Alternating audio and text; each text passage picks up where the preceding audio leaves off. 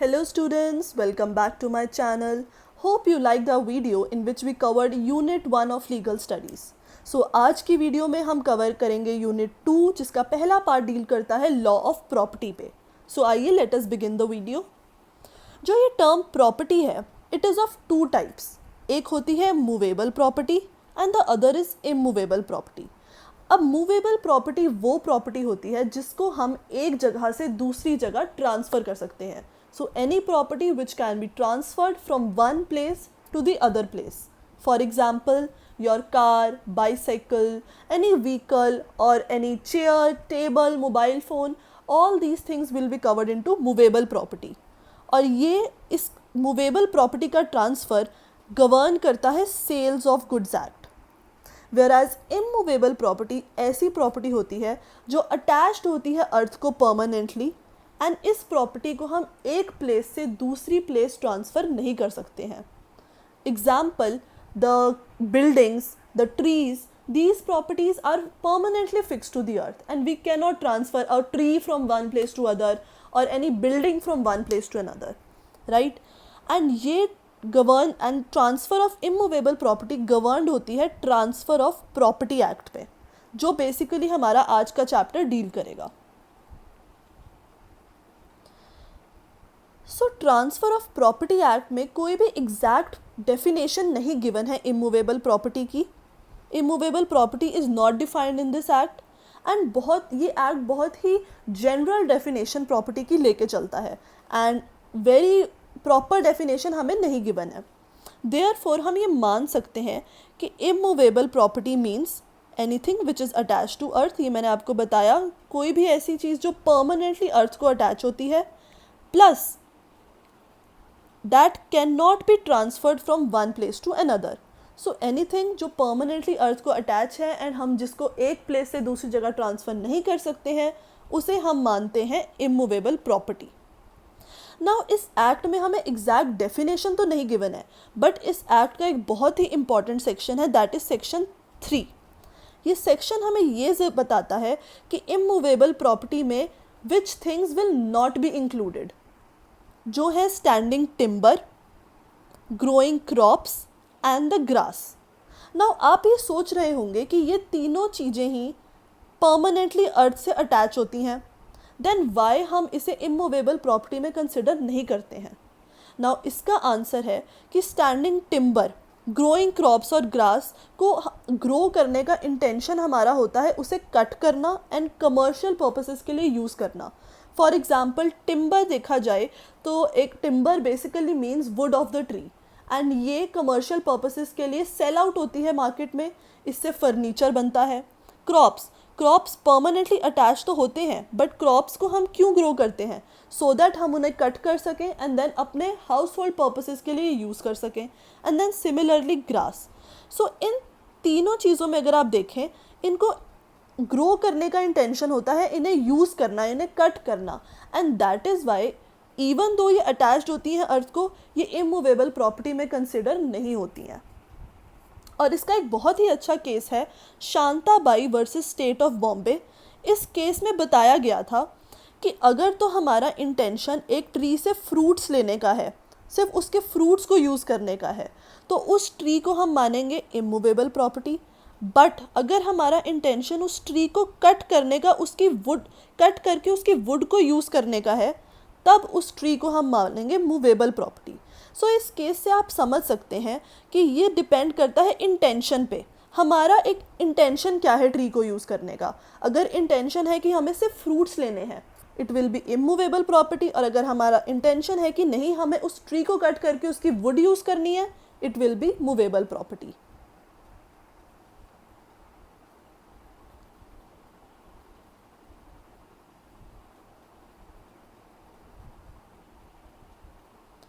Now मान लीजिए there is a person A. इस एक पर्सन के पास है एक house. This person is a owner of a house and ये पर्सन इस हाउस को बी को ट्रांसफ़र करना चाहता है. Now he want to transfer his house to B. So इस सिनेरियो में, इस केस में जो ओनर है और अपनी चीज़ को ट्रांसफ़र करना चाहता है उसे हम बोलेंगे ट्रांसफरर एंड जिस पर्टिकुलर पर्सन को हाउस ट्रांसफ़र हुआ है या कोई भी चीज़ फॉर द मैटर ट्रांसफ़र होती है उसे हम बोलते हैं ट्रांसफरी, और इस प्रोसेस को हम बोलते हैं ट्रांसफ़र ऑफ प्रॉपर्टी, जो गवर्न करता है हमारा transfer of property act, right. अब इस एक्ट के under there are certain conditions कि एक पर्सन ए ट्रांसफरर कब बन सकता है, कब वो अपनी प्रॉपर्टी को दूसरे को ट्रांसफ़र कर सकता है। First condition is he must be above 18 years of age. 18 साल से ऊपर वाला पर्सन ही अपनी प्रॉपर्टी ट्रांसफ़र कर सकता है and nobody else. Secondly, the person should be of sound mind, which means he should not be suffering from any mental disease. Thirdly, the person should not be disqualified by any law. कोई भी law का provision उस person के ऊपर restriction नहीं, कोई भी law के प्रोविज़न के अंडर वो पर्सन रिस्ट्रिक्टेड नहीं होना चाहिए अपनी प्रॉपर्टी ट्रांसफ़र करने के लिए। And lastly, the person must be either the owner of property, obviously एक ओनर ही अपनी प्रॉपर्टी को ट्रांसफ़र कर सकता है, या फिर any other person authorized by the owner. In this example, अगर ए सी को बोल देता है कि आप मेरी प्रॉपर्टी मेरे बिहाफ पे बी को ट्रांसफ़र कर दीजिए, in this case C will be the authorised person जिसको ए ओनर ने खुद ऑथराइज किया है।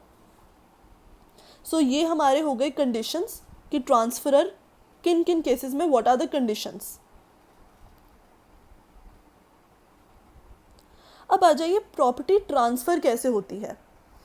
अब इसी वाले एग्जाम्पल में देख लीजिए, अगर ए ने बी को हाउस ट्रांसफ़र किया है, द सेम एग्जाम्पल जो हमने अभी ऊपर डिस्कस किया, अगर तो उस हाउस की वैल्यू अबव ₹100 है, if that house is above ₹100 in value, अगर उस हाउस की वैल्यू अबव ₹100 है तो हम हमेशा ऐसी प्रॉपर्टी को रजिस्टर्ड इंस्ट्रूमेंट से ही ट्रांसफ़र करेंगे। रजिस्टर्ड इंस्ट्रूमेंट मीन्स एक डॉक्यूमेंट बनाया जाता है प्रॉपर, जिसमें पूरी डिटेल्स गिवन होती हैं कि व्हाट इज़ द प्रॉपर्टी, वो प्रॉपर्टी कहाँ सिचुएटेड है, ओनर कौन है उस प्रॉपर्टी का, और वो प्रॉपर्टी किसको ट्रांसफ़र की जा रही है। सो ऐसी प्रॉपर्टी जिसकी वैल्यू 100 से अबव है, वो प्रॉपर एक डॉक्यूमेंट जिसको हम रजिस्टर्ड इंस्ट्रूमेंट कहते हैं उसी से ट्रांसफ़र होगा। एंड रजिस्टर्ड इंस्ट्रूमेंट साइन करते वक्त देर आर सर्टन कंडीशंस कि ये 2 इंडिपेंडेंट विटनेसेस के प्रेजेंस में साइन होता है, हम इसे प्रॉपर कोर्ट से अटेस्ट करवाते हैं। So this is the whole procedure. अगर प्रॉपर्टी बिलो ₹100 है, दैट मीन्स उसकी वैल्यू 100 से कम है, तो हम उसे उस प्रॉपर्टी को only by way of delivery transfer कर सकते हैं। मान लीजिए इस एग्जांपल में अगर हाउस की वैल्यू 100 से कम होती तो ए अगर सिर्फ हाउस की कीज़ बी को ट्रांसफ़र कर देता, बी को हाउस की कीज़ हैंड ओवर कर देता, दैट मीन्स डिलीवरी कर देता, इन that scenario transfer of property माना जाता और हमें कोई भी प्रॉपर डॉक्यूमेंट साइन करने की नीड नहीं होती। तो ये तो दोनों केसेस थे हमारे टैंजिबल प्रॉपर्टी। ट्रांजिबल प्रॉपर्टी ऐसी प्रॉपर्टी जो हम टच कर सकते हैं, for example vehicles, land, buildings, houses, any property which can be touched. अब अदर प्रॉपर्टी, इनटैंजिबल प्रॉपर्टी जिसको हम टच नहीं कर सकते। इनटैंजिबल प्रॉपर्टी हम इस चैप्टर के एंड में पढ़ेंगे, जिसके एग्जांपल्स हैं ट्रेडमार्क्स, पेटेंट्स। डोंट वरी, मैं आपको वीडियो के एंड में ये सब कुछ समझाऊंगी। तो उस प्रॉपर्टी की वैल्यू, इनटेंजिबल प्रॉपर्टी की वैल्यू हम नहीं देखते हैं, चाहे वो अबव 100 हो या बिलो 100 हो। इनटेंजिबल प्रॉपर्टी हमेशा ही एक रजिस्टर्ड इंस्ट्रूमेंट से ट्रांसफ़र होती है। Value of property in cases में बिल्कुल मैटर नहीं करता है। हमेशा इंटेंजिबल प्रॉपर्टी को ट्रांसफ़र करने के लिए हमें एक रजिस्टर्ड इंस्ट्रूमेंट बनाना ही पड़ेगा। Now let us see what are the essentials of a valid transfer. Example, अगर A ने B को एक प्लॉट ट्रांसफ़र करना है, a plot of land, then what will be the essential conditions कि in which situations it will be considered as valid transfer, वो हम अब देखेंगे। First condition is both the parties must be living persons, मतलब both A and B must be living persons, any of them must not be dead. If both are living persons, then only transfer will be considered valid. Second condition is property must be of transferable nature. Transferable nature मतलब free from any hindrances. Now इस example में ए B को एक plot of land transfer कर रहा है। अब supposedly कई बार ऐसा होता है कि कुछ प्रॉपर्टीज़ डिस्प्यूटेड प्रॉपर्टीज़ होती हैं, उन प्रॉपर्टीज़ को लेके ऑलरेडी कोर्ट में केस पेंडिंग होता है, या उस प्रॉपर्टी पे ऑलरेडी किसी और का राइट होता है जो कोर्ट डिसाइड करती है केस में। सो ऐसी प्रॉपर्टीज़ जो डिस्प्यूटेड इन नेचर हैं या जिनके ऊपर कोई भी हिंड्रेंसेस लगी हुई हैं, उनको हम कह देते हैं प्रॉपर्टी वो नॉन ट्रांसफरेबल नेचर, और ऐसी प्रॉपर्टी को हम ट्रांसफ़र नहीं कर सकते हैं। थर्ड कंडीशन इज़, आपको अगर प्रॉपर्टी ट्रांसफ़र करनी है तो there must be a lawful object and lawful consideration. इन दोनों ही टर्म्स को हम अगले चैप्टर लॉ ऑफ कॉन्ट्रैक्ट्स में बहुत ही डिटेल में कवर करेंगे, बट अभी आपके अंडरस्टैंडिंग के लिए मैं आपको ये एक एग्जांपल से इन दोनों टर्म्स को समझा देती हूँ। मान लीजिए इस एग्जांपल में ए बी को लैंड ट्रांसफ़र कर रहा था। अब उसका ऑब्जेक्ट लॉफुल होना चाहिए। अगर तो बी उस लैंड को लॉफुल पर्पस के लिए यूज़ कर रहा है तो ट्रांसफ़र वैलिड होगा, बट अगर बी उस लैंड को मान लीजिए टेररिज्म के लिए यूज़ करना चाहता है जो कि प्रोहिबिटेड बाय लॉ है, तो उस केस में हमारा ऑब्जेक्ट लॉफुल नहीं रहेगा और उस केस में ट्रांसफ़र भी वैलिड नहीं रहेगा। सेकेंड है लॉफुल कंसिडरेशन। अब ए ने बी को लैंड ट्रांसफ़र किया है तो ऑब्वियस बात है बी इसके रिटर्न में ए को मनी देगा, तो मनी हमारा वहाँ पे हो जाएगा लॉफुल कंसिडरेशन। बट अगर बी कहता है कि तुम मुझे लैंड दे दो और इसके रिटर्न में मैं तुम्हारे लिए एक सी की डेथ कर दूंगा, सो this is not lawful consideration. आप कोई भी इलीगल एक्ट को कंसिडरेशन नहीं बना सकते हैं, सो इस केसेस में भी ट्रांसफ़र इनवैलिड हो जाएगा। सेकेंड इसका सब कंडीशन है, both transfer and transferee must not B legally disqualified. मतलब कोई भी लॉ उन्हें डिस्क्वालीफाई नहीं करता होना चाहिए उस टाइम पे जब वो अपनी प्रॉपर्टी ट्रांसफ़र कर रहे हैं। Fourth condition is transferor must be competent हमने पढ़ा, अबव 18 ईयर्स ऑफ एज, कोई भी लॉ उसे डिस्क्वालीफाई नहीं करना चाहिए। Secondly he must be entitle to property, मतलब ओनर होना चाहिए, साउंड माइंड होना चाहिए, not disqualified by law, owner और person authorized by the owner. ये सारी कंडीशंस हमने अभी लास्ट स्लाइड में बहुत ही डिटेल में डिस्कस की हैं। Next condition is transfer should be done according to the appropriate mode of transfer. Mode of transfer means अगर प्रॉपर्टी अबव 100 है तो रजिस्टर्ड इंस्ट्रूमेंट से ट्रांसफ़र होना चाहिए, एंड अगर प्रॉपर्टी बिलो 100 है तो सिर्फ डिलीवरी ऑफ प्रॉपर्टी भी पर्पस सफाइस कर देगा। सो मोड प्रॉपर होना चाहिए, अदरवाइज ट्रांसफ़र इनवैलिड हो सकता है। And lastly, in case of conditional transfer, condition should not be illegal, immoral, impossible और अपोज टू पब्लिक पॉलिसी। अब कंडीशनल ट्रांसफ़र क्या होता है? एग्जाम्पल लेते हैं।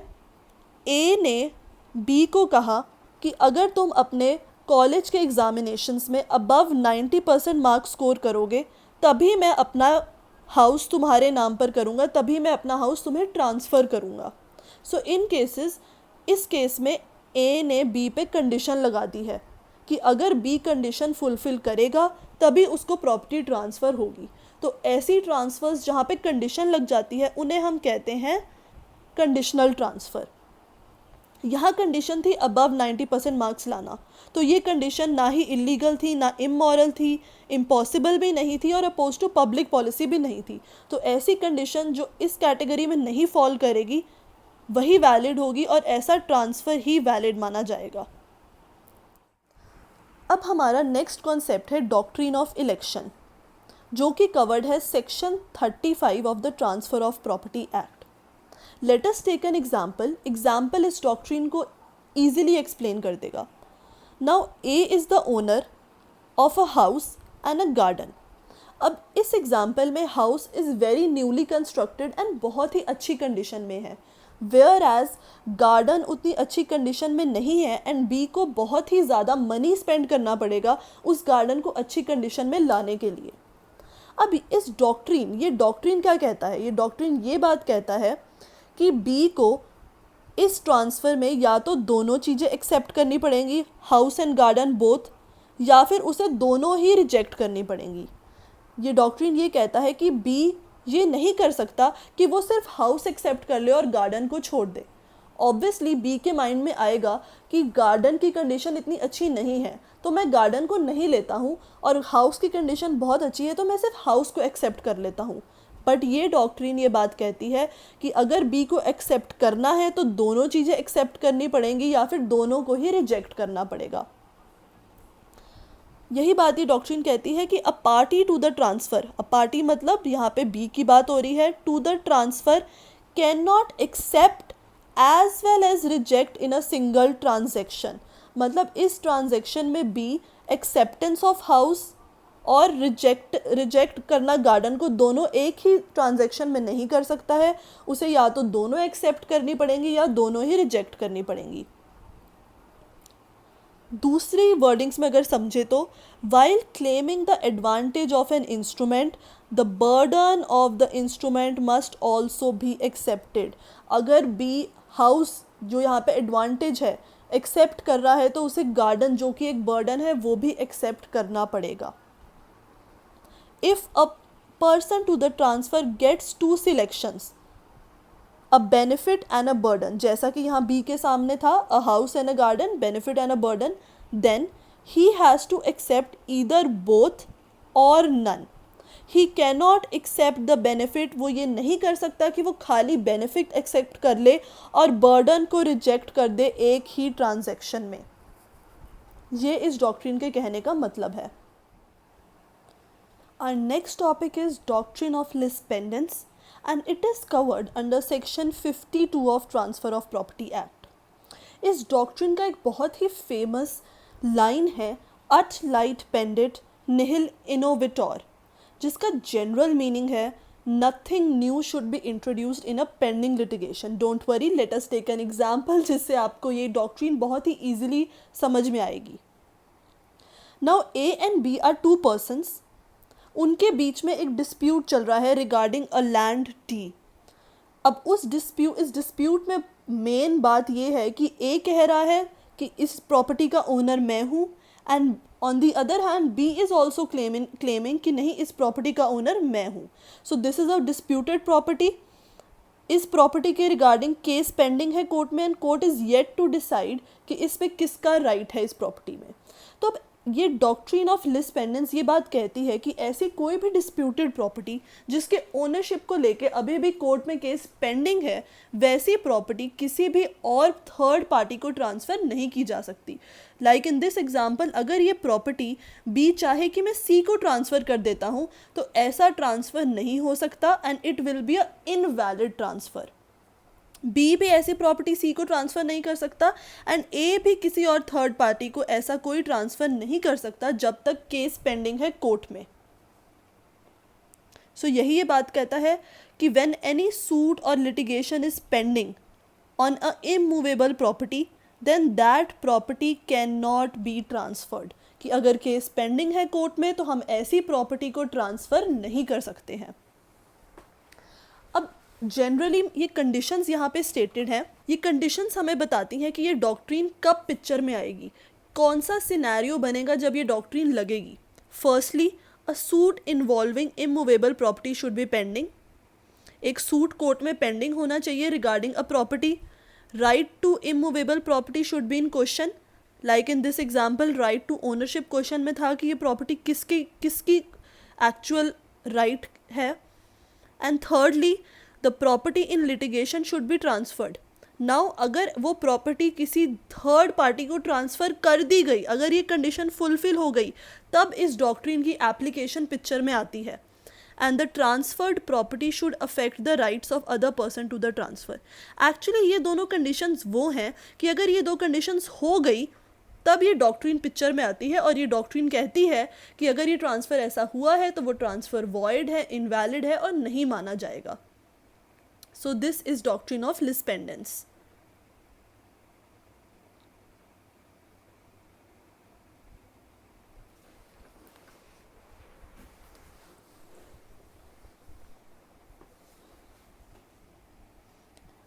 Now comes another concept, sale, जो हमारा सेक्शन 54 ऑफ TPA में कवर्ड है, ट्रांसफ़र ऑफ प्रॉपर्टी एक्ट। इसका भी एक आप एग्जाम्पल लेते हैं। ए के पास एक प्रॉपर्टी है, जो प्रॉपर्टी उसने बी को ट्रांसफ़र करनी है, और अगर उस प्रॉपर्टी के ट्रांसफ़र में उसे मनी इन रिटर्न मिल रहा है बी से, ए ने बी को प्रॉपर्टी ट्रांसफ़र करी एंड बी इन रिटर्न में ए को मनी दे रहा है, ऐसी ट्रांसफ़र को हम बोलेंगे सेल। ठीक है जी। यहाँ पे ए को हम बोलेंगे सेलर और बी को हम बोलेंगे बायर। सो वही मैंने डेफिनेशन में लिखा है, sale means transfer of ownership of the property in exchange of price. Proper price, proper money अगर रिटर्न में मिलेगा तो उस ट्रांसफ़र को हम नेम दे देते हैं sale. So what are the conditions for a valid sale, वो हम देख लेते हैं। There should be two parties, two different parties rather, a buyer and a seller. Both the parties should be competent to transfer. Competent की conditions हमने अभी 2 slides पहले cover की थी कि transferor should be above 18 years of age, he must be legally qualified to transfer, he must B owner of the property, कोई law से वो डिस्क्वालीफाई नहीं होना चाहिए। वहीं सारी कंडीशंस कंपिटेंसी में इस सेक्शन, इस पर्टिकुलर पॉइंट 2 के आप अंडर कवर कर सकते हैं। Then the property to be transfer should be in existence. Should be in existence मतलब आप एक रियल प्रॉपर्टी ही ट्रांसफ़र कर सकते हैं। आप कोई भी इमेजिनरी प्रॉपर्टी जो एक्चुअल में कहीं पे भी एग्जिस्टेंस नहीं है, जो कहाँ पे एग्जिस्ट ही नहीं करती है, उस प्रॉपर्टी को आप ट्रांसफ़र नहीं कर सकते हैं। Then consideration for transfer should be money. That means आपको उस प्रॉपर्टी को ट्रांसफ़र करने के रिटर्न में मनी ही मिलना चाहिए and nothing else. And lastly contract should be in accordance with law. So ये हमने जो कॉन्ट्रैक्ट किया, सेलर ने बायर को प्रॉपर्टी दी, it means it should be in accordance with law. Law के अकॉर्डेंस मतलब लॉफुल ऑब्जेक्ट होना चाहिए एंड लॉफुल कंसिडरेशन होना चाहिए, जो both the terms I have explained you in the previous slide. So now comes what are the rights and liabilities of buyer and the seller. Rights का मतलब आपको पता है क्या हक है, एंड लायबिलिटीज़ का मतलब होता है क्या ड्यूटी है। Let us read the terms, इससे आपको और ज़्यादा क्लियर होगा। Liabilities of seller means duty of the seller. Seller की क्या ड्यूटी बनती है जब वो एक प्रॉपर्टी को बायर को ट्रांसफ़र करता है। Firstly he needs to disclose the defects of the property. अगर ए बी को प्रॉपर्टी ट्रांसफ़र कर रहा है एंड वो प्रॉपर्टी एक हाउस है और उस हाउस में कुछ डिफेक्ट्स हैं कि उसकी पेंट उतरा हुआ है, उसमें वाटर सप्लाई की प्रॉब्लम है, तो अगर ऐसे कोई भी डिफेक्ट्स हैं जो ऑब्वियसली बी को पहली नज़र में देखने पे तो पता नहीं चलेंगे, एंड ऐसे कोई भी डिफेक्ट्स हैं तो ए की ये ड्यूटी बनती है कि ये सारे डिफेक्ट्स ए वो बी को डिस्क्लोज करे कि येस मेरी प्रॉपर्टी में ये सारे डिफेक्ट्स हैं। Secondly produce to buyer all the documents of title. So when आप एक प्रॉपर्टी ट्रांसफ़र कर रहे हैं, आपको उसके documents, title, documents of title, that means कि आप जिस डॉक्यूमेंट में लिखा होता है कि येस ये प्रॉपर्टी आपको बिलोंग करती है, ये प्रॉपर्टी यहाँ पे सिचुएटेड है, वो सारे डॉक्यूमेंट्स प्रॉपर्टी से रिलेटेड आपको बायर को दिखाने पड़ेंगे।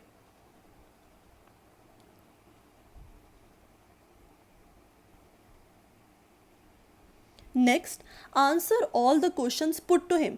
अगर बी बायर ए से कोई भी क्वेश्चंस प्रॉपर्टी के रिगार्डिंग पूछता है तो A, that is the seller in this case, उसको सारे क्वेश्चंस का आंसर देना पड़ेगा।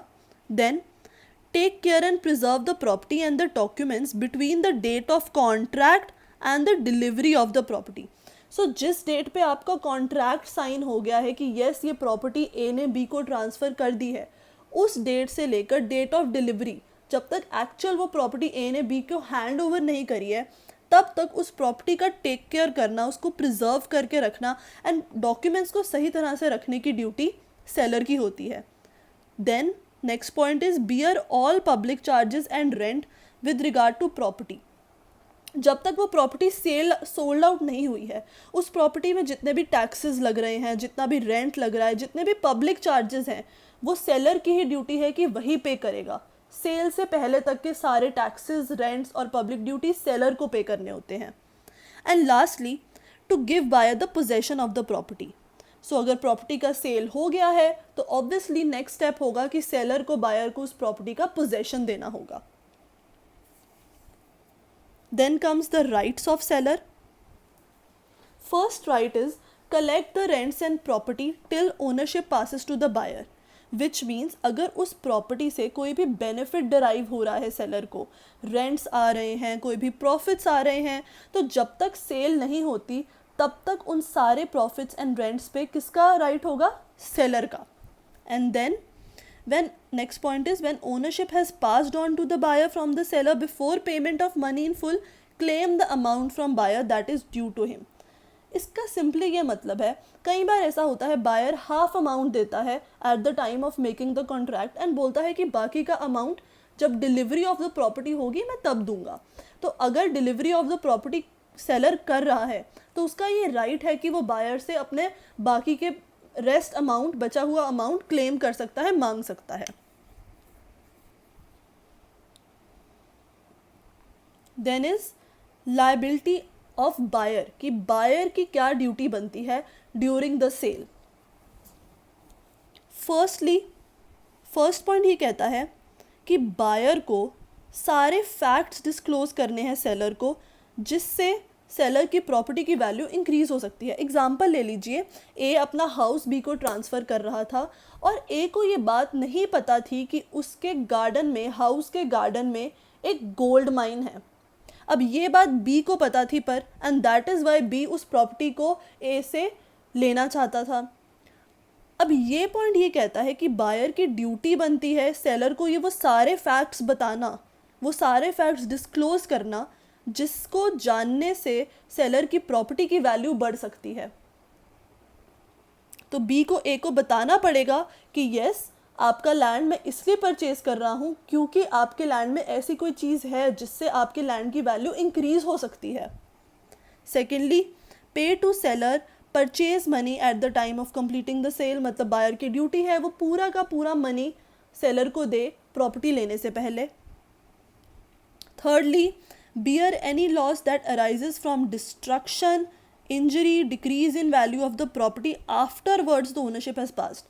ये ऑब्वियस सी बात है, अगर अब एक ए ने प्रॉपर्टी सेल कर दी है बी को और अब बी के पास प्रॉपर्टी आ गई है, प्रॉपर्टी आने के बाद अगर कोई भी डिस्ट्रक्शन हो रहा है, इंजरी हो रही है या प्रॉपर्टी को कोई भी हार्म हो रहा है, तो उसकी सारी जिम्मेदारी बायर की होती है, सारी रिस्पॉन्सिबिलिटी बायर की होती है एंड सेलर का उस पर कोई राइट नहीं होता है. And lastly, pay all public charges and rents, which means ownership अब बायर के पास आ गई है तो अब बायर की ड्यूटी बनती है कि वो सारे पब्लिक चार्जेस और रेंट्स पे करे. Then comes rights of the buyer. Now after the ownership has passed to buyer, मतलब प्रॉपर्टी ट्रांसफ़र हो गई है बायर को, he can perform any lawful action to increase the value of the property, rents, profits. मतलब obviously अब buyer owner बन गया है प्रॉपर्टी का, तो उसके पास राइट है कि वो उस प्रॉपर्टी पे कुछ भी कर सकता है, कोई भी ऐसा एक्शन ले सकता है जिससे उसकी प्रॉपर्टी की वैल्यू बढ़े, उसे ज़्यादा रेंट्स आने लग जाएं, ऐसे ज़्यादा प्रॉफिट्स आने लग जाएं. And lastly, where the buyer has paid the purchase money, he can compel the seller for registration of sale. Now अभी सेल हुआ नहीं था बट बायर ने पूरा का पूरा मनी सेलर को दे दिया, तो अब बायर का राइट ये बनता है कि वो सेलर को कंपेल करे कि प्लीज़ आप रजिस्ट्रेशन ऑफ द सेल भी करिए और प्रॉपर मुझे हाउस ट्रांसफ़र दे दीजिए. आप ये केस पढ़ सकते हैं मैडम पिल्लई वर्सेस बदरकाली. इससे आपको कॉन्सेप्ट और क्लियर हो जाएगा कि एक प्लेंटिव था, मान लीजिए ए, जिसने अपनी वाइफ के नाम पर कुछ प्रॉपर्टी ट्रांसफ़र कर दी थी एंड वो ट्रांसफ़र ओरली था. There was no registered instrument. He just said orally कि I am transferring this land to you. But A ने क्या किया, बाद में उसने एक प्रॉपर इंस्ट्रूमेंट एग्जीक्यूट किया in favour of some other person, जो इस केस में डिफेंडेंट है बदरकाली.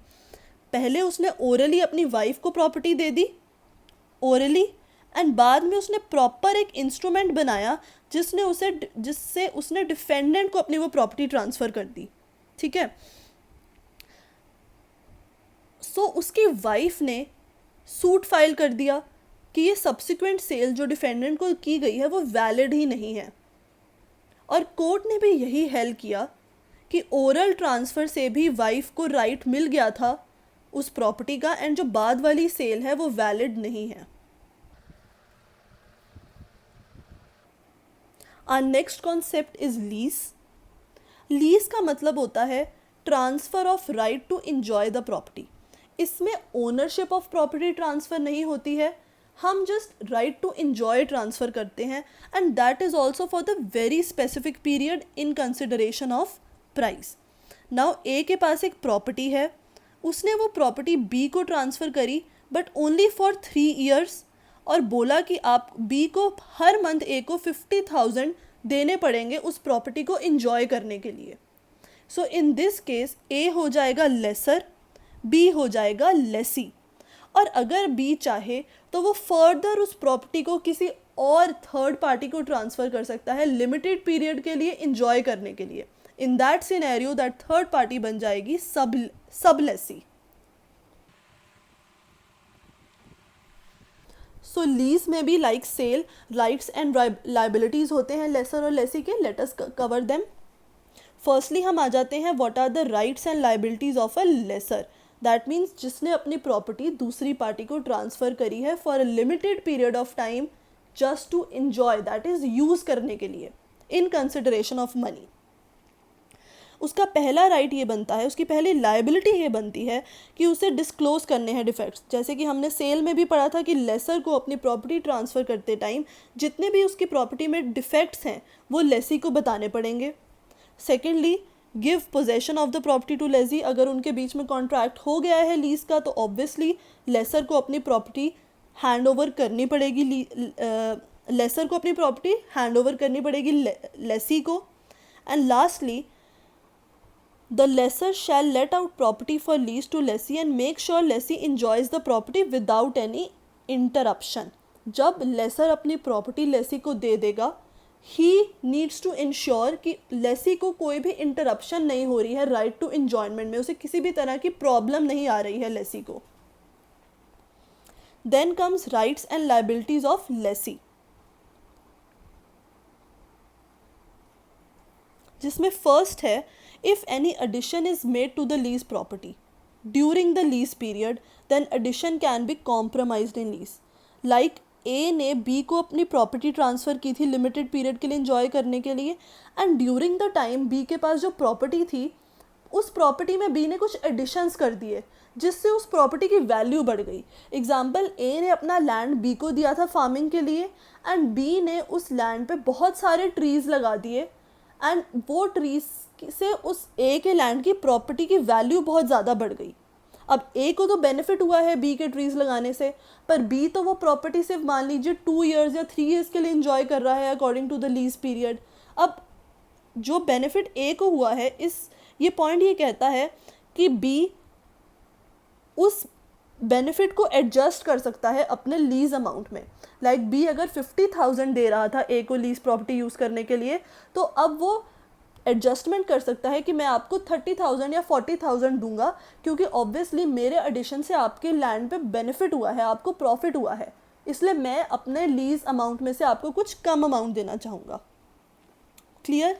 Next point is if any part of lease property is destroyed और made unfit by flood, fire etcetera. अब फायर लग जाती है, फ्लड आ जाता है या कोई भी प्रॉपर्टी डिस्ट्रॉय हो जाती है और लेसी उस प्रॉपर्टी को अच्छे से यूज़ नहीं कर सकता, इन दैट केस वो लीज वॉइडेबल होगी। मतलब लेसी के पास ऑप्शन होगा कि वो उस लीज को कैंसिल कर सकता है और अपना लीज मनी वापस अमाउंट क्लेम कर सकता है। Next point is if lessor fails to make the repairs to the property, the lessee may make the repairs himself and recover the amount।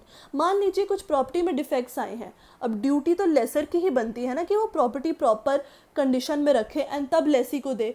But अगर लेसर प्रॉपर्टी सही से condition में नहीं रख रहा है तो लेसी खुद से भी उस प्रॉपर्टी को रिन्यू करवा सकता है, उस प्रॉपर्टी के रिपेयर्स करवा सकता है और उस सारे रिपेयर्स पे जितने भी लेसी के पैसे लगेंगे वो एडजस्ट कर सकता है लेसर के साथ कि वही वाला अगर वो 50,000 दे रहा था तो वो 45,000 दे देगा और कहेगा कि 5,000 मेरे रिपेयर्स पे लगे हैं। Next point is if lessor fails to make payment with respect to property and is recovered from the lessee shall get it reimbursed from the lessor. अगर कोई भी पेमेंट है, लाइक अगर कोई भी टैक्सेस जा रहे थे प्रॉपर्टी के और अब लेसर उस टैक्स को किसी मंथ में पे नहीं कर पाया है, तो लेसी उसके बिहाफ पे वो टैक्स पे कर सकता है और बाद में लेसर से वो अमाउंट एडजस्ट कर सकता है. सो ये पॉइंट भी हमारा हो गया. Next point is after the completion of lease. अब मान लीजिए लीज 3 ईयर्स के लिए थी या 5 ईयर्स के लिए थी, तो अब जब वो 5 ईयर्स ख़त्म हो गए हैं, लेसी का ड्यूटी बनता है कि वो प्रॉपर्टी प्रॉपर कंडीशन में लेसर को वापस हैंड ओवर कर दे. And last point is lessee may transfer, rent और sublet the lease property with the consent of the lessor. जो हमने पढ़ा था कि अगर बी सी को आगे वो प्रॉपर्टी सब लीज करना चाहे तो वो कर सकता है, बट ये पॉइंट ये कहता है कि वो प्रॉपर्टी तभी सब लीज करेगा जब उसके पास ए का कंसेंट होगा. तो ओरिजिनल लेसर से आपको पहले कंसेंट लेना पड़ेगा एंड तभी उस प्रॉपर्टी को आप आगे सब लीज पे दे सकते हैं.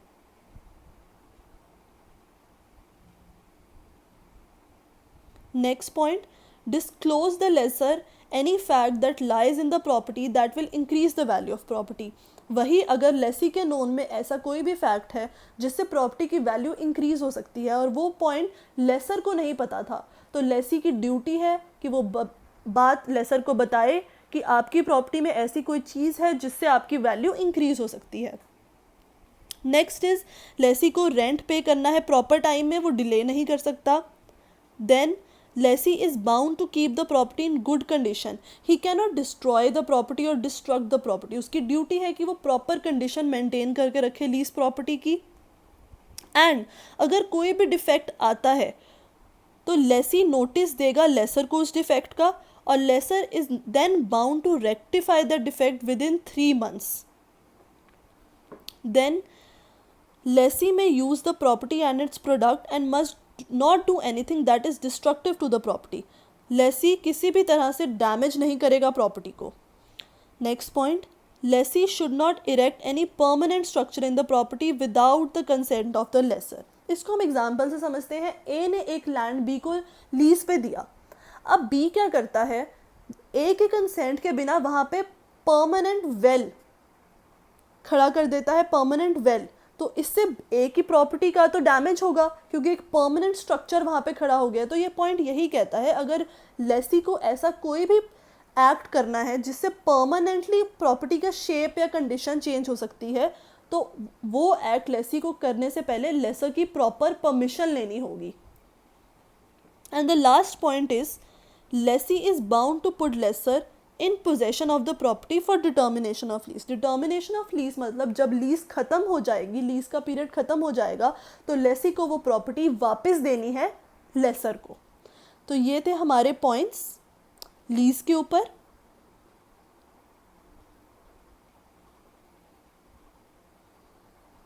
अब आ जाते हैं हम एक्सचेंज, जो कवर्ड है section 118 of transfer of property act. ये कहता है when two persons transfer the ownership of one thing for the ownership of other, then it will be called as exchange. मान लीजिए ए अपना लैंड बी को transfer करता है और लैंड ट्रांसफ़र करने के रिटर्न में बी ए को अपना हाउस गिफ्ट कर देता है. तो आप एक चीज़ दे रहे हैं और एक चीज़ ले रहे हैं, लैंड दे रहे हैं, हाउस ले रहे हैं. सो अगर आप एक्सचेंज ऑफ थिंग्स कर रहे हैं, मतलब एक चीज़ की ओनरशिप दे रहे हैं, दूसरे चीज़ की ओनरशिप ले रहे हैं, इस पूरे प्रोसेस को, इस पूरे ट्रांसफ़र को हम बोलते हैं एक्सचेंज.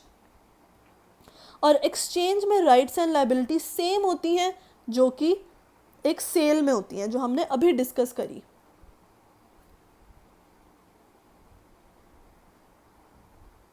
नेक्स्ट कॉन्सेप्ट आ जाता है आपका गिफ्ट. सेक्शन 122 ऑफ टीपीए में कवर्ड है.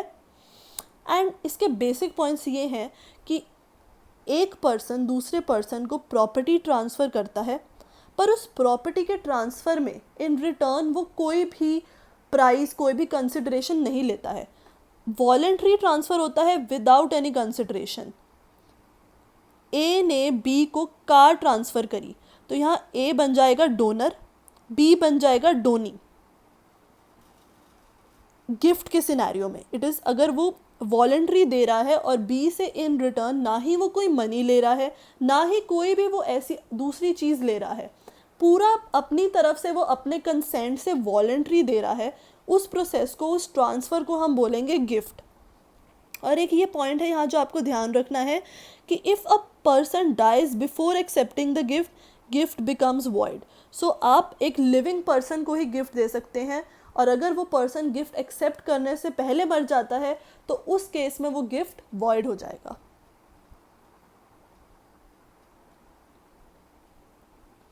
नेक्स्ट हमारा कॉन्सेप्ट है इंटेलेक्चुअल प्रॉपर्टी का, जो मैंने आपको इस स्लाइड के बिगिनिंग में बताया था कि ये इंटेंजिबल प्रॉपर्टी होती है। ये ऐसी प्रॉपर्टी होती है जिसको हम टच नहीं कर सकते। जनरली देखा जाए तो कोई भी प्रॉपर्टी हो, चाहे लैंड हो, टेबल हो, चेयर हो, कार हो, फर्नीचर हो, उन सब प्रॉपर्टी को हम अपने हैंड से टच कर सकते हैं, we can feel that property. But जो इंटेलेक्चुअल प्रॉपर्टी एक ऐसी प्रॉपर्टी की कैटेगरी है जो इंटेंजिबल होती है, मतलब हम उसे अपने हैंड से फील नहीं कर सकते। उनके भी आगे फर्दर टाइप्स हैं, let us discuss them. Intellectual property की डेफिनेशन देख लेते हैं पहले। Any work such as invention, artistic work, literary work. Artistic work में आ गया मूवीज़, सॉन्ग्स। लिटरेरी वर्क में आ जाएगा आपकी बुक, पोएम्स, प्लेज जो आप खुद से लिख सकते हैं, designs, symbols, name, image etcetera created by knowledge और intellectual capacity of a person is known as intellectual property. इसके एग्जाम्पल्स देखते हैं जिससे आपको ये टर्म और भी ज़्यादा क्लियर होगी। सबसे पहले ट्रेडमार्क। ट्रेडमार्क होता है any mark which is put on the product such as the name of the product और द सर्विस, जिसे हम ब्रांड नेम भी कह देते हैं, which helps to distinguish it from other products and services. अब आपने देखा होगा मैकडोनल्ड्स जाते हैं, मैकडोनल्ड्स का एक क्या मार्क है, मैकडोनल्ड्स का एक ऐसे एम बना होता है येलो कलर में, तो हमें पता चल जाता है, दूर से ही आप हाईवे पे जा रहे हैं, दूर से ही आपको एक बहुत ही बड़ा येलो कलर में एम दिखता है, तो आपको दूर से ही पता चल जाता है कि यस ये मैकडोनल्ड्स का साइन है और यहाँ पे कहीं पे मैकडोनल्ड्स है। सो इस साइन को हम कहते हैं ट्रेडमार्क, क्योंकि ये जो साइन है एम, इस पे किसका राइट है, सिर्फ मैकडोनल्ड्स का राइट है, और कोई भी अदर फूड चेन इस एम, येलो शेप के एम को यूज़ नहीं कर सकती है। तो ये जो मार्क है वो सिर्फ मैकडोनल्ड्स का राइट है इस मार्क को यूज़ करना, और इसे हम कहते हैं ट्रेडमार्क। अब टाइटन की वॉचेस पे टी बना होता है एंड उनका भी एक डिस्टिंग्विश्ड साइन होता है। आपने नाइकी के प्रोडक्ट्स देखे होंगे, उसमें कुछ इस तरह का साइन बना होता है। तो ये सारे उनके ट्रेडमार्क्स हैं जिससे उनके प्रोडक्ट्स का पता चलता है, और ये मार्क्स कोई भी और ब्रांड या कोई भी अदर फूड चेन, कोई भी अदर कंपनी कॉपी नहीं कर सकती है। So this is one category of intellectual property.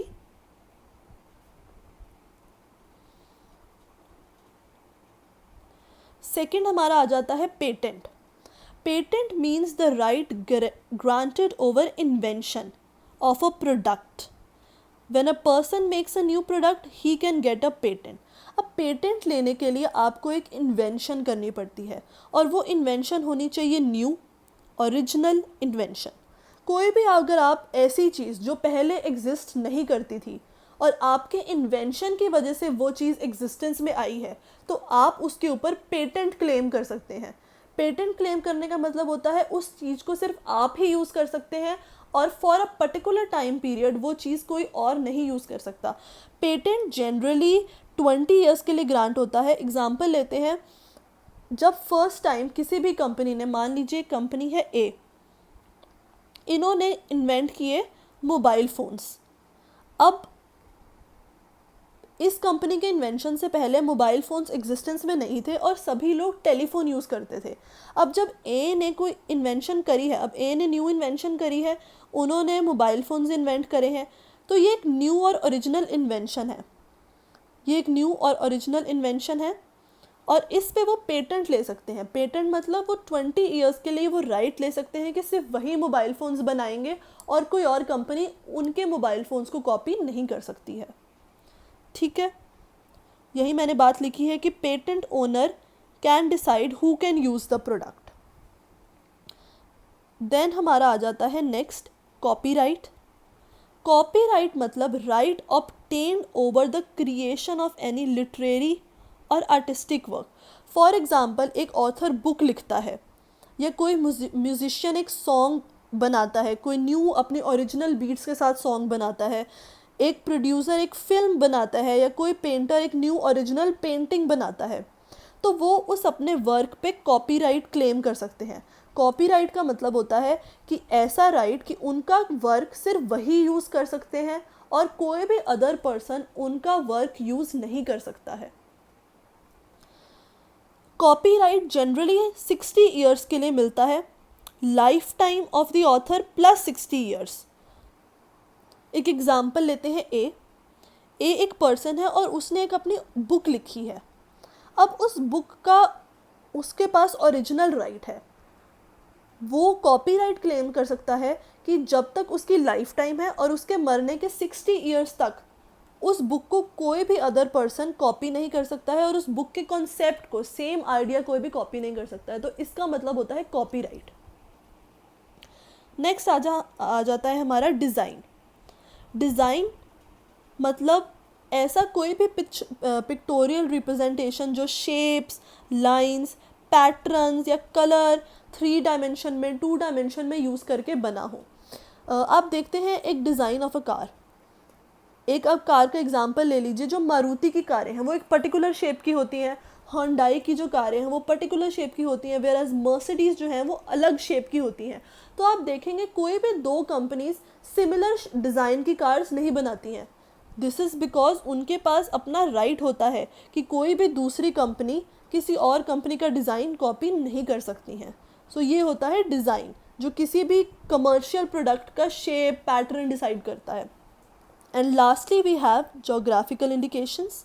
अब कुछ ऐसे प्रोडक्ट्स होते हैं, फॉर एग्जांपल दार्जिलिंग आपने सुना होगा इंडिया में। दार्जिलिंग की टी बहुत फेमस है कि वहाँ की जो पर्टिकुलर टी है उसका टेस्ट अपना ही होता है और वो कहीं पे भी इंडिया में ग्रो नहीं होती है, तो उसको हम कह देते हैं जोग्राफिकल इंडिकेशन। ऐसा प्रोडक्ट, ऐसा सर्टन और स्पेसिफिक प्रोडक्ट जो एक पर्टिकुलर ओरिजिन से आता है और पर्टिकुलर करेक्टरिस्टिक्स पोजेस करता है, जो हमें बताता है कि ये चीज़ वहीं से निकली है। दार्जिलिंग टी मैंने आपको बताया कि ऐसी टी जो सिर्फ दार्जिलिंग में ही ग्रो होगी और उसका टेस्ट बहुत ही डिफरेंट होगा, डिस्टिंक्ट होगा, और हमें पता चल जाएगा पीने से ही कि यस ये दार्जिलिंग टी है। तिरुपति लड्डू, एक सिटी के लड्डू बहुत फेमस हैं, तो ये होते हैं जोग्राफिकल इंडिकेशंस। सो स्टूडेंट्स, इसी के साथ हमारा part A of chapter 2 finish होता है। Stay tuned, next 2 videos cover करेंगी part B and C of chapter 2। एंड अगर आपको हमारी वीडियोस पसंद आई हो, please do like, share and subscribe, and stay tuned. All the best. Good luck for your preparation. Thank you.